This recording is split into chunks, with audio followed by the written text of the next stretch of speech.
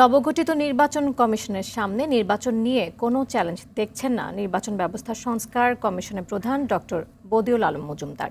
তবে বিগত বিতর্কিত নির্বাচন অনুষ্ঠানের সবচেয়ে বেশি দায় নির্বাচন কমিশনের উল্লেখ করে তিনি বলেন, বিতর্কিত নির্বাচন কমিশনগুলোকে শাস্তির আওতায় নিয়ে আসতে হবে। আরও জানাচ্ছেন শাকিলা করিম।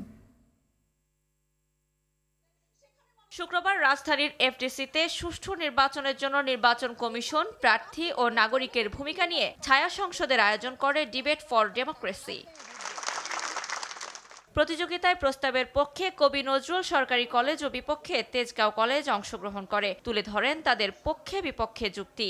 নির্বাচন কমিশন জনগণ এবং প্রার্থীদের সমন্বয়ে একটি নির্বাচনী পরিবেশ হয়, সেটি কখনোই নির্বাচন কমিশন একা কন্ট্রোল করতে পারবে না। আমরা এমন একটি সুষ্ঠু নির্বাচন চাই যে নির্বাচনে মাননীয় স্পিকার যদি বিরোধী দল হেরেও যায় তারপরে যদি বলতে পারে নির্বাচন সুষ্ঠু হয়েছে।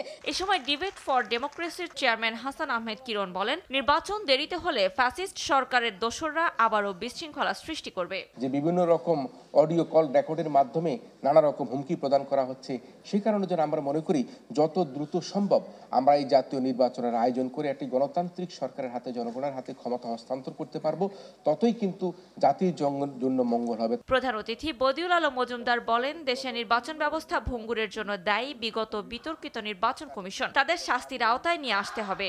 নির্বাচনকে কলঙ্কে পরিণত করেছে, তাদের জন্য তাদের কি শাস্তি হবে সেই ব্যাপারে আরো চিন্তা ভাবনা করার প্রয়োজনীয়তা রয়েছে বলে আমি মনে করি। নতুন নির্বাচন কমিশনের কাছে নির্বাচন নিয়ে কোনো চ্যালেঞ্জ দেখছেন না নির্বাচন ব্যবস্থা সংস্কার কমিশনের প্রধান। অতীতে দেখেছি সেটা হলো ক্ষমতাসীন সরকারের পক্ষ থেকে, রাজনৈতিক দলগুলোর পক্ষ থেকে। আমার তো মনে হয় এই নির্বাচন কমিশনের জন্য চ্যালেঞ্জ খুব বড় চ্যালেঞ্জ নাই। নির্বাচন কবে হবে তা বলার সময় এখনো আসেনি, তবে সংস্কারের বিষয়ে 31 ডিসেম্বরের মধ্যে কতগুলো সুপারিশ নিয়ে সংস্কার কমিশন সরকারকে একটি প্রস্তাব দিবে বলেও জানান ডক্টর বদিউল আলম মজুমদার। শাকিলা করিম, RTV, ঢাকা।